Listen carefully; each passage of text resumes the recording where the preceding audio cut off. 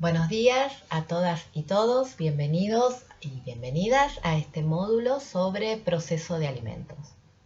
Cuando referimos a proceso de alimentos, estamos refiriendo al momento en el que vamos a llevar las cuestiones relativas a este derecho alimentario al ámbito tribunalicio. Cuando vamos a tramitar judicialmente alguna cuestión referida al derecho alimentario.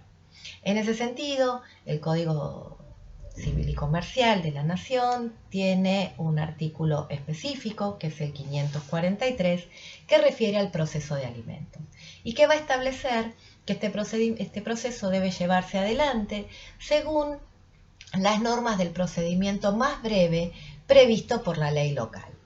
Eso significa que para llevar al ámbito judicial un reclamo alimentario, cualquier cuestión relacionada con un derecho alimentario, tenemos que recurrir al código procesal, que le corresponde a la jurisdicción donde estemos tramitando. Nosotros en este curso vamos a utilizar el Código Procesal de Provincia de Buenos Aires. Cuando vamos al Código Procesal vamos a encontrar que el proceso de alimentos tiene en nuestro Código Procesal una regulación específica, es decir, es un proceso con una regulación propia y que surge a partir del artículo 635. ¿Qué nos va a decir este artículo? Que para iniciar un reclamo alimentario voy a tener que en principio, además junto con el escrito de inicio, acreditar vínculo. ¿Qué significa acreditar vínculo? Esto es muy importante porque me enmarca jurídicamente el derecho alimentario que estoy reclamando. La acreditación de vínculo me determinará si se trata de un alimento entre parientes o si se trata de un alimento entre cónyuges o si se trata de los alimentos debidos a los hijos. Esta forma de enmarcarme surge a través de la acreditación del vínculo que estoy haciendo. Se retroalimenta. El vínculo me enmarca el derecho y el derecho que estoy alegando lo pruebo a través de la acreditación del vínculo. También voy a tener que denunciar, aunque sea de forma aproximada, el caudal de la persona a quien estoy demandando de alimentos. Y por supuesto, acompañar la documental que obra en mi poder y ofrecer toda aquella otra prueba de la que intento valerme. Para poner esto en ejemplos, vamos a utilizar aquel ejemplo que vemos con más asiduidad en nuestro estudio. Un progenitor o progenitora no conviviente que no está abonando los alimentos debidos a los hijos. Entonces, el progenitor o la progenitora conviviente con el hijo inicia el reclamo alimentario, acompañando la partida de nacimiento, y esta causa será caratulada como fulano contra fulano sobre alimentos. Esto es lo que por ahí vemos con mayor asiduidad. Esa causa es una causa principal y va a tramitar según los términos del artículo 635 y los que lo siguen. Sin embargo, si respecto de la cuota allí fijada y del derecho que se llevó adelante en ese proceso, tiempo después es necesario hacer un reclamo por un aumento o por un cese, porque hay alguna causal de cese, o por una reducción del monto de la cuota, el propio Código Procesal me establece que esto debo hacerlo a través del trámite de los incidentes. Eso surge del artículo 647 del Código Procesal, que va a decir exactamente que para este tipo de cuestiones necesito tramitar este nuevo reclamo a través de un proceso accesorio al proceso principal, que es el proceso incidental. Entonces, tendré que ir a ver la regulación de incidentes que hace el Código Procesal y entonces estaré en los artículos 175 a 187 del Código Procesal y veré que se me modifican plazos, se me modifican situaciones relativas a la prueba. El trámite del incidente procesalmente es diferente al trámite del principal. Para poder iniciar este incidente, junto con el escrito de inicio, vamos a tener que acompañar todas aquellas piezas del expediente principal que sean trascendentes para este incidente.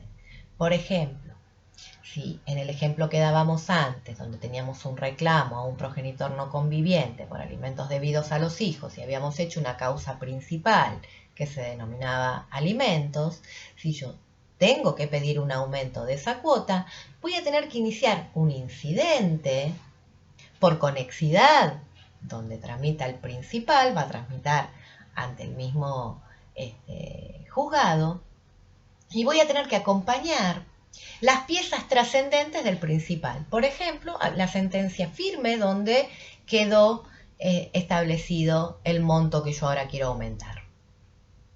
Ahora bien, esta situación incidental la voy a tener que hacer respecto del aumento, respecto de la reducción, respecto del cese, si hubiera alguna causal. También tendré que tramitar por incidente, por ejemplo, la ejecución de cuota alimentaria, si la cuota fijada no fue cumplida. Ahora bien, todo lo que tramite por incidente es lo que está relacionado con una causa principal. Esto es algo bastante, que ya todos lo saben, bastante básico. Sin embargo, no siempre tenemos como causa principal un proceso que se denomine alimentos. ¿Por qué? Bueno, porque puede ocurrir que, por ejemplo, el alimento hubiera sido un punto acordado en un convenio regulador relativo a un divorcio. Ustedes saben que en el proceso de divorcio es necesario acompañar una propuesta de convenio y que si las partes logran ponerse de acuerdo, este convenio, luego del control de legalidad, va a ser homologado. Allí yo ya tuve mi primer acceso judicial respecto de este derecho alimentario.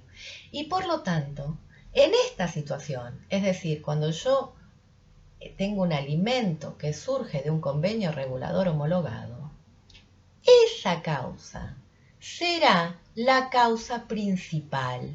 Allí fue establecido, reconocido el derecho, el monto. Y por lo tanto, cuando queramos tramitar un aumento o una reducción o incluso un cese de esa cuota, ya no tengo que iniciar un proceso de alimentos, como nos había pasado en el ejemplo que vimos antes. Tengo que iniciar directamente un incidente de aumento, de reducción, un incidente que va a estar relacionado directamente con el principal. ¿Qué va a ser, en este caso de este ejemplo, el divorcio? Otro ejemplo podría ser, se me ocurre una pareja que no está casada y que tiene hijos en común y que al momento de la separación opta por hacer un convenio privado o un plan de parentalidad y luego acompañan esta pieza para que sea homologada. Si tengo la homologación de ese convenio y este derecho alimentario llegó al ámbito tribunalicio a través de una causa que se denomina, por ejemplo, homologación de convenio u homologación de plan de parentalidad, esa va a ser la causa principal de alimentos. Y todo lo que yo quiera modificar respecto a los parámetros que establecimos ahí, por ejemplo, aumentar la cuota o reducirla, va a tener que tramitar a través del formato de los incidentes. Muchas veces ocurre que al no tener previsto que esta es la causa fuente, judicialmente hablando, de este reclamo, el expediente se termina, si las partes no tuvieron conflicto en lo inmediato, se archiva, y luego cuando tengo que pedir un aumento o tengo que pedir una reducción, necesito desarchivar o desparalizar ese expediente. Y entonces nos aparece una cuestión fáctica. Nosotros sabemos que muchas veces desparalizar o desarchivar un expediente nos puede llevar muchísimo tiempo. Por lo que es de buena práctica pedir la certificación de las copias de la homologación del convenio, de la homologación del convenio regulador, de la sentencia del divorcio que me homologa el convenio regulador, me refiero. Pedir una certificación y guardarla. Por supuesto, esto no es obligatorio, ni mucho menos, simplemente es como uno ahora tiene previsto que esto va a tener que cualquier cuestión relativa a tramitar a través de un incidente, poder iniciar el incidente, tener las piezas para iniciar el incidente, porque si yo no cuento con las piezas, antes de poder iniciar ese incidente voy a tener que desparalizar o desarchivar la causa principal.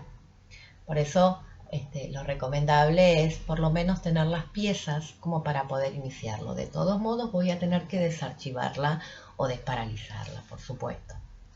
Pero tener las piezas como copia certificada me permite poder iniciar el trámite incidental. No siempre tenemos presente que estamos iniciando una causa de fondo respecto de alimentos. Y en realidad es lo que está ocurriendo. El ejemplo más habitual es el convenio regulador que acompaña el divorcio. Tenemos que tener presente este tipo de circunstancias. Y lo otro que hay que tener muy presente es que el trámite incidental va relacionado de forma directa con esta causa principal. Es una causa accesoria de un principal. Bueno, para sintetizar, entonces, tengo que ver cuando hablo de proceso de alimentos, cuando estoy llevando por primera vez el reclamo alimentario al ámbito tribunalicio. Allí, la primera vez que lo llevo, esa es la causa principal. Lo puedo llevar a través de un proceso específico de alimentos, donde voy a tener un procedimiento particular establecido en el Código Procesal, o lo puedo estar llevando a través de otra causa, como puede ser un divorcio o una homologación de convenio. Cuando tengo que iniciar una cuestión relativa a esa cuota, a ese monto, a ese derecho que ya atravesó el ámbito tribunalicio, entonces voy a estar dentro de los procesos incidentales. Y tendré que iniciar un incidente de aumento de cuota, un incidente de reducción de cuota, y si hubiera alguna causal, que no ocurre en todos los supuestos, si tuviera alguna causal prevista, podría iniciar, pero también a través de incidente, el incidente de cesación de cuota. Bueno, todo este marco normativo y el material lo tienen junto con el material del módulo. Nos vemos pronto en la clase sincrónica.